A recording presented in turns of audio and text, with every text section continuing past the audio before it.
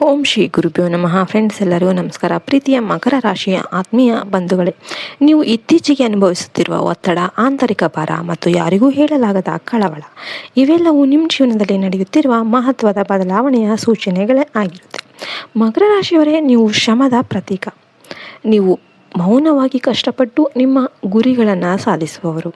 ಆದರೆ ಕಳೆದ ಕೆಲವು ಸಮಯದಿಂದ ನಿಮ್ಮ ಶ್ರಮಕ್ಕೆ ತಕ್ಕ ಫಲ ಸಿಗದಂತೆ ಅನುಭವ ಆಗ್ತಾ ಇದೆಯಾ?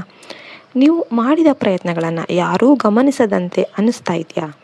ನೀವು ಎಷ್ಟು ಶ್ರಮಪಟ್ಟರೂ ಕೂಡ ಫಲ ಸಿಗದಿದ್ದಾಗ ಮನಸ್ಸು ಕುಗ್ಗುತ್ತೆ. ಕೆಲವೊಮ್ಮೆ ನಾನು ಮಾಡ್ತಿರೋದು ಸರಿನಾ ಎಂಬ ಅನುಮಾನ ಕೂಡ ಮೂಡುತ್ತೆ. ಆದರೆ ಈಗ ಗಮನಿಸಿ, ಈ ಸ್ಥಿತಿ ಶಾಶ್ವತವಲ್ಲ. ಇದು ನಿಮ್ಮ ಜೀವನದ ಪರೀಕ್ಷೆಯ ಕೊನೆಯ ಹಂತ. ಮಕರ ರಾಶಿಯವರೇ, ನಿಮ್ಮ ಜೀವನದಲ್ಲಿ ಒಂದು ದೊಡ್ಡ ತಿರುವು ಅನ್ನೋದು ಬರ್ತಾ ಇದೆ. ಮುಂದಿನ 48 ಗಂಟೆ ನಿಮಗೆ ಅತ್ಯಂತ ಮಹತ್ವದ ಸಮಯ. ಯಾಕೆಂದರೆ ಒಂದು ಆಶ್ಚರ್ಯ ಬೆಳವಣಿಗೆ ನಿಮ್ಮ ಬದುಕಿನ ದಿಕ್ಕನ್ನೇ ಬದಲಾಯಿಸ್ಬೋದು. ಇಷ್ಟು ದಿನ ನೀವು ಅನುಭವಿಸಿದ ಎಲ್ಲ ಕಷ್ಟಗಳು, ನಿಮ್ಮ ಶ್ರಮ, ನಿಮ್ಮ ಸಹನೆ ಇವೆಲ್ಲವೂ ಈಗ ಫಲ ನೀಡೋದಕ್ಕೆ ಸಿದ್ಧ ಆಗಿದೆ. ನಿಮ್ಮ ಮೇಲೆ ಈಗ ಒಂದು ದೈವಿಕ ಶಕ್ತಿ, ಕೃಪೆ ತೋರ್ತಾ ಇದೆ. ಅದು ನಿಮ್ಮ ಕರ್ಮದ ಫಲವನ್ನು ನಿಮ್ಮ ಕೈಗೆ ತರ್ತಾ ಇದೆ. ಮಕರ ರಾಶಿಯವರೇ, ನಿಮ್ಮ ಜೀವನದಲ್ಲಿ 2 ಪ್ರಮುಖ ಬದಲಾವಣೆಗಳು ಆಗಲಿವೆ. ಮೊದಲನೇದು ವೃತ್ತಿ, ಎರಡನೆಯದು ಹಣಕಾಸು. ವೃತ್ತಿ ಜೀವನದಲ್ಲಿ ನೀವು ನಿರೀಕ್ಷಿಸಿದ ಅವಕಾಶಗಳು ನಿಮ್ಮ ಮುಂದೆ ಬರುತ್ತೆ. ನೀವು ಇಷ್ಟು ದಿನ ಮಾಡಿದ ಶ್ರಮವನ್ನು ಗುರುತಿಸುವ ಸಮಯ ಬಂದಿದೆ. ನಿಮ್ಮ ಮೇಲಾಧಿಕಾರಿಗಳು ನಿಮ್ಮನ್ನು ಗಮನಿಸ್ತಾರೆ. ಕೆಲವರಿಗೆ ಪದೋನ್ನತಿ ಅಥವಾ ಹೊಸ ಕೆಲಸದ ಅವಕಾಶ ಸಿಗಬಹುದು. ವ್ಯವಹಾರ ಮಾಡೋರಿಗೆ ಇದು ಅತ್ಯುತ್ತಮ ಸಮಯ. ಹೊಸ ಒಪ್ಪಂದಗಳು, ಹೊಸ ಗ್ರಾಹಕರು ಮತ್ತು ಆರ್ಥಿಕ ಲಾಭಗಳ ಸಾಧ್ಯತೆಗಳು ಹೆಚ್ಚಾಗುತ್ತೆ. ಹಣಕಾಸಿನ ವಿಷಯದಲ್ಲಿ ನೀವು ನಿಧಾನವಾಗಿ ಸ್ಥಿರವಾಗ್ತೀರಾ. ಇಷ್ಟು ದಿನ ಇದ್ದ ಸಾಲದ ಒತ್ತಡ ಕಡಿಮೆಯಾಗುತ್ತೆ. ನೀವು ಉಳಿತಾಯದ ಕಡೆ ಹೆಚ್ಚು ಗಮನ ಹರಿಸ್ತೀರಾ. ಆದರೆ ಒಂದು ಎಚ್ಚರಿಕೆ, ಹಣ ಬಂದಾಗ ಅದನ್ನು ಹೇಗೆ ಬಳಸಬೇಕು ಎಂಬುದರಲ್ಲಿ ಜಾಗರೂಕರಾಗಿರಿ. ಅನಗತ್ಯ ಖರ್ಚುಗಳಿಂದ ದೂರ ಇರಿ.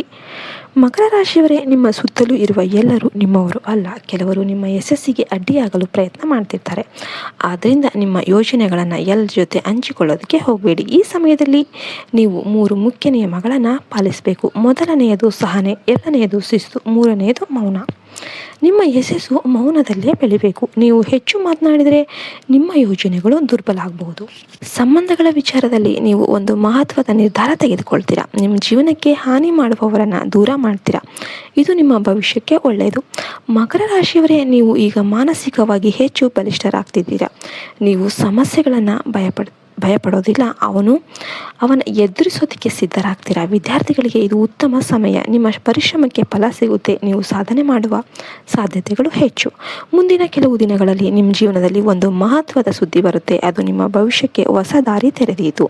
ಆದರೆ ಒಂದು ಸೂಚನೆ, ಮುಂದಿನ 72 ಗಂಟೆಗಳ ಕಾಲ ಯಾವುದೇ ದೊಡ್ಡ ವಾದ ವಿವಾದಗಳಿಗೆ ಹೋಗಬೇಡಿ. ನಿಮ್ಮ ಕೋಪವನ್ನು ನಿಯಂತ್ರಣದಲ್ಲಿಡಿ. ಪ್ರತಿದಿನ ಬೆಳಿಗ್ಗೆ ನಿಮ್ಮ ಇಷ್ಟ ದೇವರನ್ನು ಸ್ಮರಿಸಿ ಒಂದು ದೀಪ ಹಚ್ಚಿ, ಸಾಧ್ಯವಾದರೆ ಶನಿವಾರ ಶನಿದೇವನಿಗೆ ಪೂಜೆ ಮಾಡಿ. ಇದು ನಿಮ್ಮ ಕರ್ಮದ ಫಲವನ್ನು ವೇಗವಾಗಿ ತರುತ್ತೆ. ಮಕರ ರಾಶಿಯವರೇ, ನೀವು ಸೋತವರಲ್ಲ, ನೀವು ಪರೀಕ್ಷೆಯಲ್ಲಿ ಇದ್ದವರು. ಈಗ ನಿಮ್ಮ ವಿಜಯದ ಸಮಯ ಬಂದಿದೆ. ನಿಮ್ಮ ಜೀವನದಲ್ಲಿ ಹೊಸ ಅಧ್ಯಾಯ ಆರಂಭ ಆಗ್ತಾ ಇದೆ. ಧೈರ್ಯವಾಗಿ ಮುಂದೆ ಸಾಗಿರಿ. ದೈವ ನಿಮ್ಮ ಜೊತೆ ಇದೆ. ಈ ವಿಡಿಯೋ ನಿಮಗೆ ಇಷ್ಟ ಆದರೆ ಲೈಕ್ ಮಾಡಿ, ನಿಮ್ಮ ಸ್ನೇಹಿತರ ಜೊತೆ ಶೇರ್ ಮಾಡಿ. ಕಮೆಂಟಲ್ಲಿ ಓಂ ಶಂ ಶನೇಶ್ವರಾಯನ್ ಅಂತ ಬರೀರಿ. ಜೈ ಹಿಂದ್, ಜೈ ಭಾರತ್ ಮಾತೆ. ಹರಿ ಓಂ ತತ್ಸತ್. ಸರ್ವೇ ಜನ ಸುಖಿನೋ ಭವಂತು.